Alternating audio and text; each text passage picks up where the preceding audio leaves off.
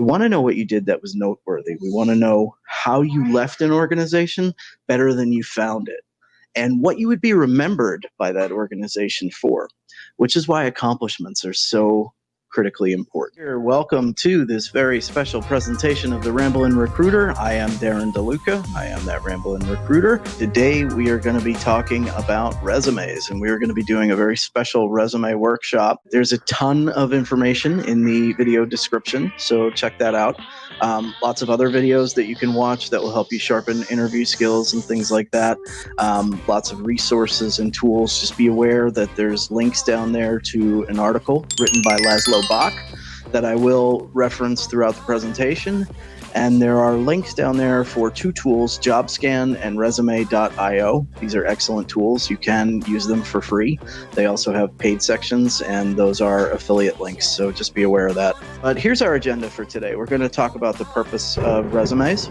We're going to talk about the types and styles of resumes that there are out there. We're going to talk about how you can improve your resume by focusing on your accomplishments. So what is the purpose of a resume? A resume is a way for you to advertise yourself. It is your skills, your abilities, and your accomplishments that equal your personal brand. It's kind of a combination between a real estate listing and a Tinder profile. And why do I say a real estate listing and a Tinder profile? Because that's a funny thing to try to combine with each other. It's like a real estate listing in that the choice of language really does matter. It really does matter. You will never read a real estate listing that says this property is a dump. What you'll see written is that this charming cape is a craftsman's dream, right? Now, they both equate to the same thing. This property is a dump, but one sounds a heck of a lot more appealing than the other. The primary purpose of a resume is to get you past the initial screening and get you to that next step. What are the styles and types of resumes out there? There are the curriculum vitae and the resume. And within the resume grouping, there's three different types: chronological, functional, and combination. We'll briefly talk about functional and combination, but really chronological is where we're going to focus our attention. A resume is a short, concise document that covers about the last 10 years of your experience. It's designed to make you stand out, and it should be tailored to specific job descriptions. And we'll talk about that a little bit more later. Now, the chronological resume is the most commonly used, it's the most desirable, and it's exactly what the name implies. It's your work history listed in order. The functional resume has its place. Recruiters hate it, but it does have its place. Focuses on your skills and experiences and de-emphasizes work history. Now, this is ideal if you have lapses in your career or you're changing careers altogether. You just want to talk about your skills and not your work experience. And the combination does both. Who is Laszlo Bock? You're going to hear me reference him several times throughout this presentation. Who is Laszlo Bock? Laszlo Bock is the former chief people officer of Google, and he offers a very simple formula for making the accomplishments on your resume stand out. And it's an XYZ formula, right? I accomplished X by doing Y, which resulted in Z. If you can frame all of your accomplishments in this manner, accomplished X by doing Y, which resulted in Z, you're going to find that your resume bullet points have a heck of a lot more punch behind them. So let's talk about what that basic, very, very basic chronological resume looks like. The basic chronological resume is just a listing of the companies that you worked for in order. This is taken directly out of a resume template example. Name and contact information, job objective, which is a terrible, terrible thing to have on a resume, and we'll talk about how to improve that later. A summary of your skills and accomplishments and your professional experiences. This right here is just basic, bare bones. It is table stakes. Anything less than this and you don't even sit at the same table. You can do a lot better than this, and we're going to talk about how. In my career, I figured I probably reviewed somewhere in the neighborhood of 300,000 now. Most of them look like this. Most people send a bare bones resume that is an almost exact rehash of their job description. It doesn't tell me anything about their accomplishments, but it does drone on and on and on about their job responsibilities. I don't really care about what your job responsibilities are. What I want to know was what you did that was noteworthy. And any recruiter will tell you the same thing. We want to know what you did that was noteworthy. We want to know how you left an organization better than you found it, and what you would be remembered by that organization for, which is why accomplishments are so critically important. Let's take a look at how we can improve this a little bit more. Now, by making it a little bit better, instead of an objective statement, we've got an elevator pitch here, a summary, a professional summary. HR leader who has successfully developed talent acquisition from a back office order taking function to a strategic valued business consultancy. That's a powerful statement. That's a heck of a lot more powerful statement than saying I want a job in internal recruiting. Now I talk 1, 2, 3, 4, 5 bullet points here about all the different things that I've done in my career that make me the perfect fit for your job. I've got breadth of experience, right?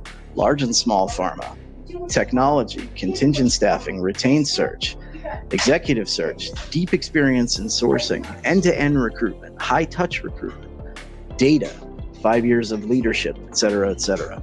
So now I'm painting a much different picture of myself as a candidate here than just saying, I'd like a job in internal recruiting. I've also added an entire new section talking about my accomplishments. This accomplishment section is what is really going to elevate me to that next level and get me noticed by the recruiters at whatever company I'm applying for, right? I'm talking about specific, tangible numbers and dollars and metrics, things that I've done, ways that I've made it better. When we talk about how to improve the language on your resume, we're talking about using strong verbs, right? Action verbs. You want to test to make sure that your verbs are action verbs by inserting by you after it. If the sentence still makes grammatical sense, this is passive voice, right? So I'll show you what I mean there. Be especially careful of forms of the verb to be. A promotion to supervisor was awarded to me after only 1 year of service. This is passive. Now, how do I know it's passive? What's the verb here? Awarded. A promotion to supervisor was awarded by you after only 1 year of service. Let's clean that up and make it a little better. After only 1 year, I earned a promotion to supervisor. That's active voice. Think about that. Does that make sense to say after only 1 year, I earned by you? No, it does not. That's how we know we're using active voice. So now go back through your resume and test it and make sure that your verbs are active verbs. Here are just a list of some really strong action verbs that you want to try to work into your resume as they apply. Each of these verbs would have its time and place based on the type of situation that you were in. Let's talk about common mistakes that people make on their resumes. So typos. A Career Builder survey found that 58% of the resumes on the Career Builder platform had typos in them. So the fix to the typo problem is read your resume from bottom to top or have somebody else proofread it for you. Don't depend on Microsoft Word spell check. Length. A good best practice is 1 page per 10 years of experience. The fix is spend more time editing, synthesizing, and prioritizing. Formatting. Keep the format clean, keep it legible. Designers and artists are exempted from that. The fix to that is to use at least 10-point font, 1/2-inch margins, white paper, and black ink. Confidential information. A Google audit recently revealed that 5 to 10% of resumes out there contain some sort of company confidential information. The fix to this is honor your agreements, honor the spirit of confidentiality rather than the letter of the agreement, and don't give away confidential information on your resume. Lies. Now, lies could be something minor, like rounding up your GPA to make it look a little bit better, or rounding up your tenure to make it look a little bit better, or overstating your experience, or it could be something much more drastic. Like, for example, the former CEO of Yahoo, before Marissa Mayer, I'm forgetting his name at the moment, just straight up out and out lied on his resume about having a certain degree. When it came to light that he did not have that degree, he was fired. No surprise there. So the fix for lies it's obvious, right? Make sure that everything on your resume is factually accurate. I'm not saying that you shouldn't stretch. I'm not saying that you shouldn't use every word in the English language you can to make it as appealing as possible. But don't lie. I'm hopeful that actually gave you some new information or something different that you didn't already know about. Like I say, when it comes to resumes, their job is to get you to that next step. It's not necessarily going to get you a job. No resume ever just by itself got anyone a job. The resume gets you to the ball game, then you actually have to play ball. Stay classy, YouTube.